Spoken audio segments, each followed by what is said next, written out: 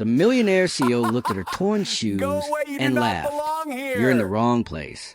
But the single mother he tried to disgrace was about to expose a secret that would destroy him. If you've ever been judged in silence, this story will hit you like thunder. Take a moment to like and subscribe. Stories like this remind us how one small act can change everything. Because on the day Amara Mensah walked into that glass building wearing a faded blouse and worn-out shoes, nobody saw a human being. They saw a mistake. And the man sitting at the top of that tower, CEO Daniel Kingsley, was about to commit the most expensive mistake of his entire life. Amara stood outside Kingsley Holdings holding a thin folder close to her chest. The paper inside had been folded so many times it looked tired. She read the email again, just to be sure. Final interview, 10 a.m., floor 28. Her fingers trembled. Behind her, the city roared, cars, horns, rushing footsteps. But for Amara, everything went quiet, because in her mind she could hear only one voice. Her son, last night little Kojo, her 6-year-old boy, had asked her a question that broke her spirit. Mummy, when are we going to stop borrowing food? Amara had smiled like it didn't hurt. Soon, my love. But she had gone into the bathroom and cried with a towel pressed into her mouth, so he wouldn't hear. Today had to change something. Inside the building, Amara approached the security desk. The guard's eyes swept her from head to toe like he was searching for dirt. Who are you here to see? Amara swallowed. I have an interview. Floor 28. The guard raised one brow. Interview? Here. Yes, she said quickly, fishing out her phone. See, I got the mail. He stared at the screen and smirked. Then he handed her a visitor tag, like he was doing her a favor. Go, but don't cause trouble. Amara nodded softly. Thank you. On the elevator, Amara's heart beat like drums. She practiced her words quietly. I'm hardworking. I learn fast. I can... The elevator dinged. Floor 28. She stepped out into a hallway, so clean it almost looked fake. The walls shone. The carpet looked untouched, and the air smelled like money. A receptionist sat behind a white desk. Her name tag read, Nina. Nina looked at Amara the way someone looks at a fly. Yes. Amara forced a smile. Good morning. I'm Amara Mensah. I'm here for the final interview. Nina's face tightened. Amara Mensah? She repeated like the name was bitter. Then she clicked her computer rapidly. Her eyes narrowed. Amara waited. Nina leaned closer. Are you sure you're in the right place? Amara chuckled nervously. Yes, ma'am. Floor 28. Nina paused for a long time, then said something with a fake smile. Okay, sit. Wait. Amara sat down. As she sat, she noticed people passing and staring. A man in a suit whispered to another, Is she lost? Another woman laughed softly. Amara kept her eyes down and held her folder tighter. 10 minutes later, a side door opened, and Daniel Kingsley walked out. The CEO. He didn't just look rich. He looked like the kind of man who never apologizes. Tall, sharp jaw, watch shining like a spotlight. 2 assistants followed him like shadows. He stopped mid-step when he saw Amara. His gaze locked on her clothes. His face twisted. He turned to Nina. Who is that? Nina jumped up. Sir, she claims she has an interview. Daniel scoffed. She claims? Amara stood quickly, almost stumbling. Good morning, sir, she said politely. I'm Amara Mensah. I have... Daniel lifted his hand like a stop sign. Listen, he said coldly. I'm not in the mood for games. This floor is for executives, not charity cases. Amara froze. Charity case? Her throat tightened, but she tried to remain calm. Sir, I received an email. Daniel snapped. Anyone can fake an email. The hallway fell quiet. Even the receptionist stopped breathing. Daniel stepped closer and lowered his voice like he was ashamed to be seen near her. You people think because you can speak English, you can enter any building. Get out before security drags you. Amara's eyes watered, but she refused to cry. Not here. Not in front of these people. She opened her folder with shaking hands. Inside was the printed email and her résumé. She held it out. Sir, I didn't come here to beg. I came here to work. I've been raising a child alone. I've worked in 3 places at once. I don't have connections, but I have... Daniel didn't even look. He waved it away like trash. Whatever you have is my problem. Amara stood there stunned. Her whole body shook. Then she did something nobody expected. She stopped pleading. Her voice became calm. I understand, she said. Daniel blinked. Amara continued. Her eyes locked on his like steel. But, sir, can I ask you one question before I leave? Daniel frowned. Make it fast. Amara nodded. Do you know what poverty does to a human being? Daniel's jaw tightened. What is this? Amara didn't stop. It doesn't just empty the stomach, she said. It empties dignity. It forces mothers to smile while their children sleep hungry. The hallway felt heavy. Amara pointed gently to the expensive glass office behind him. And the saddest part is, men like you think poverty is laziness. But poverty is often just lack of mercy from people with power. Daniel's eyes flashed. Are you insulting me? Amara shook her head. No, sir.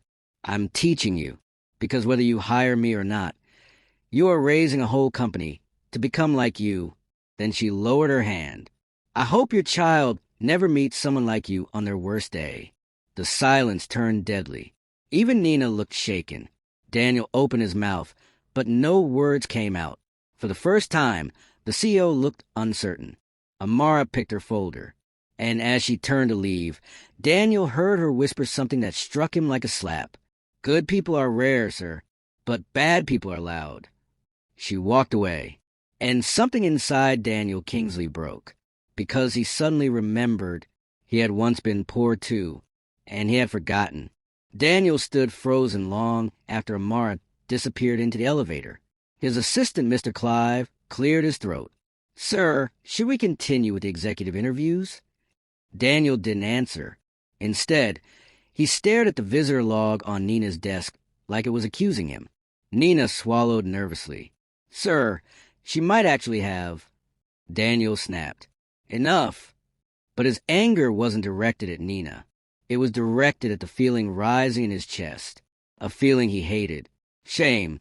Back in his office, Daniel paced like a trapped lion. Clive spoke carefully. Sir, with respect, you overreacted. Daniel laughed bitterly. Overreacted? You think I care about some random woman? Clive said nothing. Daniel paused and realized his voice sounded like a lie, because Amara's words had stabbed into an old memory. A memory he buried under luxury. 20 years ago, Daniel Kingsley had been Daniel Kwaku, a boy who sold oranges on the roadside with his mother. His mother used to say, Daniel, never mock a poor person, because it is God who controls tomorrow. And Daniel always promised, I will be rich and I will help people like us. But somewhere along the road to success, he became the very person he feared. Daniel pressed a button on his intercom. Nina, find her. Nina stuttered. Sir, that woman. Daniel said, Amara, find her name, address, everything. An hour later, Nina returned with a file. Daniel flipped through it. Amara Mensa, single mother. Degree incomplete due to financial hardship. Former employee at a small health clinic. Side hustle, laundry and weekend cleaning. Daniel frowned. Cleaning? Clive nodded. Yes, sir. She cleans part-time at night to pay bills. Daniel stared at the file. Cleaning. So that's why security looked down on her. Daniel stood suddenly. Cancel the executive interviews. Clive gasped. Sir, that's... Daniel's eyes were cold. Cancel them. Clive hurried out. Daniel grabbed his jacket and left the office. Nina panicked. Sir, where are you going? Daniel answered without looking back. To learn something. That evening, Daniel went somewhere he hadn't been in years. Not a mansion, not a restaurant, but the poor side of the city. He drove himself, no convoy. The address led him to a compound house with rusted gates. Children ran barefoot. Laundry hung like flags. Daniel parked and walked in quietly. He saw her. Amara. She was washing clothes in a bucket, her hands moving like machines. Beside her, little Kojo sat with a toy made from bottle caps. Kojo looked up. Mummy visitor. Amara looked up and froze. Her eyes widened. You. Daniel swallowed. For the first time, he was standing in the world he insulted. I came to apologize, he said quietly. Amara stared as if she couldn't believe it. Then she laughed once, dry and painful. Apologize, she repeated. Sir, do CEOs apologize to charity cases? Daniel's face tightened. He deserved that. He stepped closer. My behavior today was wrong, he said. I humiliated you. I didn't even listen. Amara stood up slowly. You didn't just humiliate me, she said bitterly. You reminded me of my place, the place the world keeps pushing me into. Daniel nodded. I know. Amara scoffed. You don't know, sir. You go home to comfort. I go to sleep counting debts. Daniel's voice dropped. I used to sell oranges, he confessed. Amara blinked. Daniel continued. My mother and I slept in a kiosk. People insulted us the same way I insulted you today. Amara's anger paused. Kojo stared at Daniel with curious eyes. Daniel's voice broke slightly. I became what I hated. Amara's eyes softened just a little, but her guard stayed up. So why are you here? She asked. To clear your conscience? Daniel shook his head. No. He looked around. Because if my mother were alive and saw me today, she would cry. Amara's expression shifted. Daniel pulled out his phone and opened his email. Tomorrow, he said, come to my office. 8 a.m. Amara frowned. I'm not begging for work. Daniel nodded. You're not. He looked at her firmly. You're coming to tell your story to my board. Amara froze. Daniel continued. They don't respect people like you. And if I don't correct that, then I'm building an empire of monsters. The air went silent. Amara looked away to hide the tears threatening her eyes. Kojo stood and walked closer to Daniel. He pointed at Daniel's shoes. Uncle, you look angry like a lion. Daniel smiled sadly. I was angry, but your mummy, she tamed a lion. Kojo giggled. Amara whispered, Kojo, stop. Daniel looked at Amara again. I can't undo today, he said, but I can change tomorrow. Amara's voice was small. Sir, people like you don't change. Daniel replied softly. Then tomorrow watch me. The next morning, Amara stood outside Kingsley Holdings again. But this time, she wasn't shaking. She wasn't begging. She was ready to speak like a woman who had nothing left to lose. Kojo held her hand. Mummy, he whispered. Will they shout at you again? Amara knelt and kissed his forehead. No, she said firmly. If anyone shouts, Mummy will shout back with truth. Kojo smiled. Okay. Inside, Nina's mouth fell open when she saw Amara again. But before Nina could speak, Daniel stepped out of the elevator. He saw Amara and nodded respectfully. Good morning, Ms. Mensa. The hallway froze. The same workers who laughed yesterday now stared like they'd seen a ghost. Nina stuttered, Sir? Daniel cut in. Prepare the boardroom. Nina rushed away. Amara leaned close and whispered, Sir, I hope this is not another humiliation. Daniel's jaw tightened. Not today. In the boardroom, 12 executives sat around a long table. They looked like polished statues. When Daniel entered, everyone straightened. But when they saw Amara behind him, confusion spread. One man whispered, Is she the cleaner? A woman laughed under her breath. Daniel sat at the head of the table. Then he said something that cracked the room open. This is Amara Mensa. The room went quiet. Daniel continued. Yesterday, I insulted her. I treated her like dirt. And you know what? Many of you would have done the same. Faces stiffened. Daniel's voice rose. That is why she is here. He turned to Amara. Speak. Amara stepped forward. She took a deep breath. Then she began. Yesterday, your CEO called me a charity case. Some executives shifted uncomfortably. Amara's voice remained calm. I came here for an interview. I walked in with hope, and I was crushed in public for my clothes. She held up a resume. This paper represents someone trying, someone fighting. She looked around. I know many of you look at me and think, if she was smart, she wouldn't be poor. A few faces went pale. Amara's eyes sharpened. But let me tell you something. She pointed to the window overlooking the city. There are thousands of mothers like me out there, and the only reason you don't see them is because you don't look down unless you drop something. The boardroom went still. Daniel's fingers clenched. Amara continued. I clean offices at night, she confessed. Do you know what it feels like to clean someone's floor while your child sleeps hungry at home? Silence. A man cleared his throat. We run a company, not a charity. Amara turned sharply. Exactly, she said. And that's your problem. You think compassion is charity. Then she faced Daniel. Sir, you asked me yesterday if I was insulting you. She nodded slowly. Yes, I was. The room gasped softly. Amara continued. Because power without kindness is evil. Daniel stared at her. Then he looked at the board. And do you know what hurts the most? Amara said softly. She placed her hand on her chest. It wasn't the insult. It was the truth behind it. She looked around again. You people have created a world where dignity belongs only to those who can afford it. Tears filled her eyes now.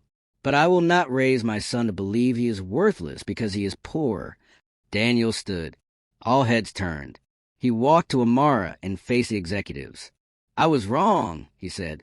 Then he did something nobody expected. He bowed his head slightly to Amara. I apologize. The boardroom froze. A CEO apologizing? Daniel's voice rose. And because of what she said, I'm changing this company starting today. He pressed a button. The screen behind him displayed a new policy. White Heavy Checkmark Scholarship Program. White Heavy Checkmark Widow and Single Mother Employment Track. White Heavy Checkmark Anti-Discrimination Training. All staff. White Heavy Checkmark Receptionist and Security Review. Executives looked shocked. One man protested. Sir, shareholders. Daniel slammed his palm on the table. I don't care. Silence. Daniel pointed at the door. Anyone who thinks kindness is weakness, submit your resignation today. No one moved. Daniel turned to Amara. Ms. Mensah, I'm offering you a position. Amara blinked. Daniel added quickly, not out of pity, but because I saw something rare, courage. Amara's voice shook. Sir, I don't know what to say. Daniel smiled. Say yes. Amara looked down, then whispered, yes. Outside the boardroom, Kojo ran to her. Mummy. Amara lifted him, laughing through tears. Daniel watched them, and for the first time in years, the CEO smiled like a human. Sometimes the real interview isn't about skills. It's about character. And the true test of power is not how you treat rich people, but how you treat the poor person you think can't fight back. Thanks for watching. Please don't forget to subscribe, like, and share. Thank you.